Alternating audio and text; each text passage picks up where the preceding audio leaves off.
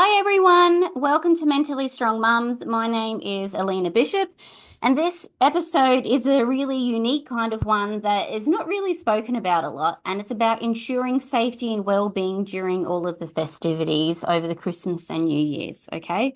So the holiday season obviously is a time of excitement and celebration, especially for families and friends to gather to come together. But it also comes with unique safety risks. So it can be from overloading power outlets with festive lights, managing alcohol consumption at gatherings, and especially if within your family someone has a alcohol use disorder, it can be really, really difficult because sometimes with a lot of Aussie families, when we go away on holidays, we wake up, have brekkie, little mimosa, and then start drinking at 10, right? And it just kind of continues throughout the day. So that's a huge thing as well. Also going camping, if you've been lit all day and then you want to light a fire at night, sometimes then it can be hazardous with the kids and whatever that looks like, right? So how can we be able to help everything that's going on, all of our family members, as well as looking after your own well-being? And how can you also stay vigilant? Because it sucks because I want to be able to enjoy my family and my holiday. And sometimes because of the extra pressures of everything or in-laws or families and whatever that looks like, if we are going camping, it can be really quite dangerous for a lot of families. Staying vigilant, especially in water holes or the ocean. And if you're not a strong swimmer yourself and all your kids want to go, understanding what boundaries look like and what things make you uncomfortable and why. So, understanding that in Australia, incidents like house fires caused by faulty decoration, also lithium ion battery increase during the festive season. Heightened emotions, alcohol consumption can also lead to domestic strain.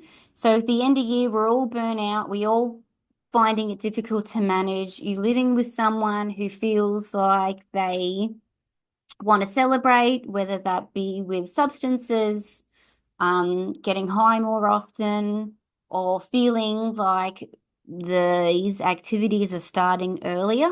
How does that also impact your kids? And if you're the person that wants to be sober this season, but your partner is one of these who feels like they deserve it this season, how are you also going to manage that within yourself and how difficult it is for you to use your voice? Because sometimes for women, it is very dangerous to say no. Okay. So, this episode, we're going to guide you through some practical steps to keep your family safe so that you can enjoy the holidays without worry. But it's also me validating you as a mum and how difficult it is. And sometimes, if we are in a relationship where we feel we might not be able to leave due to whatever reason it is, and I get a lot of mums that come and see me all the time that are in a relationship where they feel like they need to be able to stay. One, because they can't financially leave. Two, because even if they could financially leave, they want to be the emotional buffer for the kids. Because if they did leave and separate and then their partner had the kids, they're worried about what would happen when they're not there. And that's a very, very real reality for a lot of mums and families. So if this is you with all of this, how it can be really, really difficult and pressuring on you, as well as what it looks like for illnesses, your own fatigue and burnout, your own autonomy.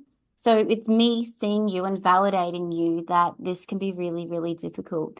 And even if you've got a bestie and they're with someone like that and they are vulnerable enough to open up and share that with you. And sometimes if you don't understand what that's truly like, just leave him. What's the point? Like, why are you staying?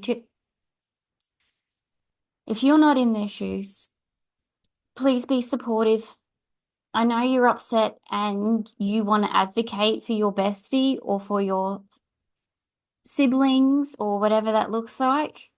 But sometimes when it comes to kids and you're a mum, it feels like we don't have a lot of choices.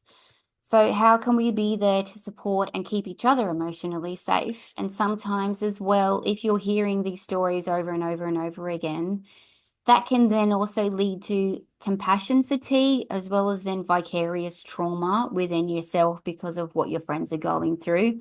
And then you realize, well, I can't see that friend as much anymore because I know what they're going to say and I can't handle that anymore. I feel like I'm drowning myself. And then sometimes that's when relationships disintegrate, which is really sad because we're just trying our best out here, you know? So how can we all kind of band together and look after each other as mums, right? So I'm going to tell you a story about our close call with holiday hazards with my boys. So one of my boys, when he was really little, and at that time we were having little fire pits, and it was cute at night, and they had the marshmallows. Next minute, I was like, that's weird. I wonder what that smell is. My little 5-year-old, I think he was 6 at the time actually, ended up stealing a lighter, figured out how to ching ching start the lighter, and then he was in the top of his bunk bed and was lighting a fire in his bed. This is why kids don't have a frontal lobe to be able to understand consequences, decision making, all right, and logical thought. So all he saw was fire. Ooh, let me figure out, oh my gosh, I can start that. How cool is that? Cool. Let me just play with the fire in my bed where I'm safe and no one will see me. Okay. So you can't ever say to your kid, what are you thinking? Because it hasn't developed yet. And especially in my boys, that frontal lobe, decision making, consequences, logical, rational thinking, that's not going to be developed until they're 25. Okay. So I've got a whole another decade or two of all of this. So that was my close call because I think in my house, as soon as there's silence, that's a red flag because I'm like, why is there silence? What's happening? And that's what I did. And I was like, holy moly, how did you get that? How did you figure it out? And you're going to burn my house down. So I'm pretty sure mums, doesn't matter what's going on. We've all got one of those stories, okay? So whether it be safety planning, understanding, I know he's 6, but he's figured out because he's determined to be able to play with fire and then almost light everything, okay? So I'm very grateful that I still have a house. Um, Let me quickly let you know as well about holiday safety statistics. I'm a little bit embarrassed about sharing that because I think that when we are really vulnerable and tell people about what really goes on behind closed doors, you're open to a whole barrage of people putting their 2 cents in, okay? Fire and Rescue New South Wales reported a record 275 battery related incidents in 1 year, with lithium ion batteries in toys and electronics posing the major risk, right? Obviously, as well with alcohol related incidents, they increased by 30% during the festive season, impacting family dynamics and personal safety, whether that be alcohol fueled violence, alcohol fueled coercive control, feeling like even if alcohol is accepted and we all use it in moderation, but I just got lit, sometimes we're being ridiculous or we go too far, and then sometimes accidents happen as well. Okay. So, understanding all of the studies show that extra stress during the holidays can exacerbate the tension at home, making conflict more likely. And especially if I want things to happen this way because I'm the CEO and I've done everything to pre-plan, right? And then your partner's like, well, I want this and this should happen this way. And I said so. Or I'm not doing that. That's stupid. I'm not leaving. So, so understanding as well those expectations, how we're able to communicate. But if all of this is a ticking time bomb as well, it can be really, really, really difficult and really, really hard. Okay. So, understanding as well proactive measures. What are your contingency plans? And contingency plans, if you don't know, are In case of emergency, what do I need to do? So your contingency plan could be emotional. Who are the people I can turn to? Maybe how often can I get sleep? Maybe taking the kids out for more freer activities or giving the kids at their friends' houses that are safe, right? Even if your kids and they're teenagers, sometimes they're going over different family members or different friends' house, and you know that sometimes the things that happen in their house aren't allowed to happen in your house. So, what does that look like as well in terms of safety and influence, right?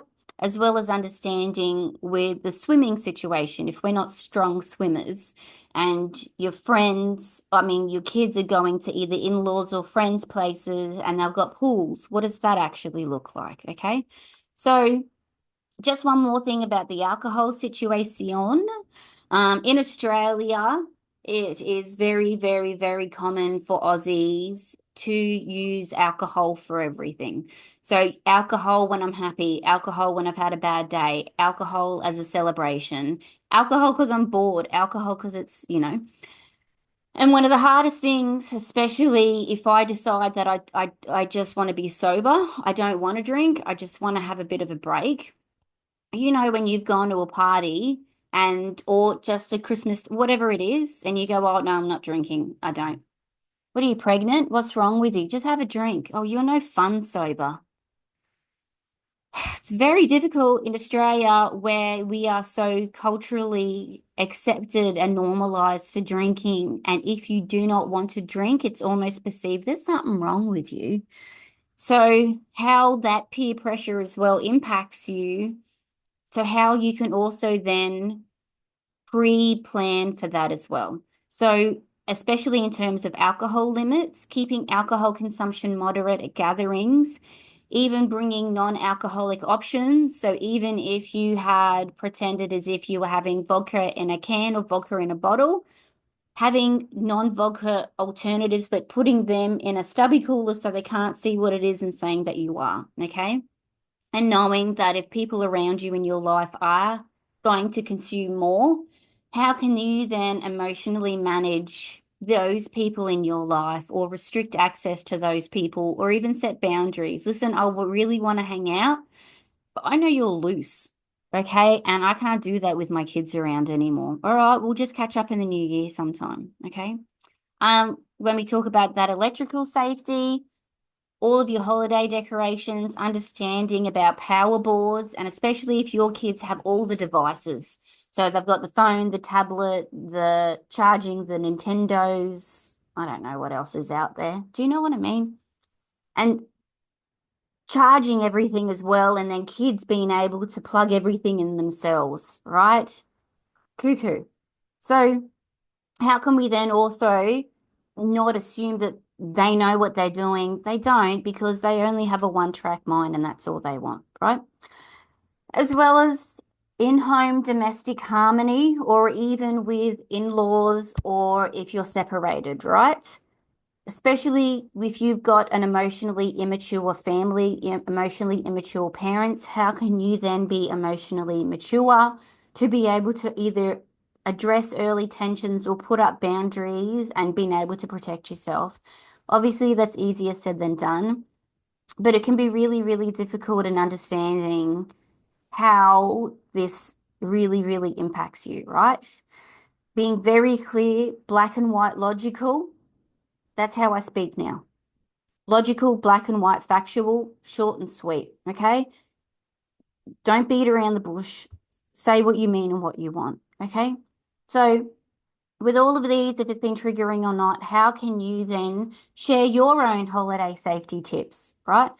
I've even in my receptionist area, when mums come in, I've got a DV safety planning it's like a document which is like 6 different pages, especially if you are that coercive control or it's even the digital control and there's tracking devices and monitoring and how scary and tiny some of those devices are. Even some people that come and see me in my practice that we know that they've been given a watch that's been bugged or tampered with in some way, that's then connected to their phone and it then transmits back to the perpetrator.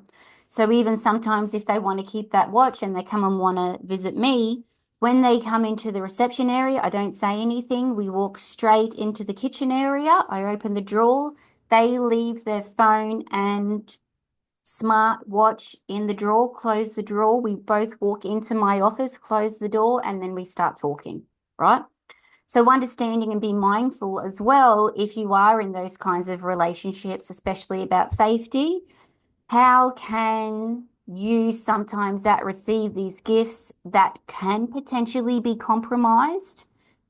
Doing your research and staying up with what's actually going on, understanding what a skin is.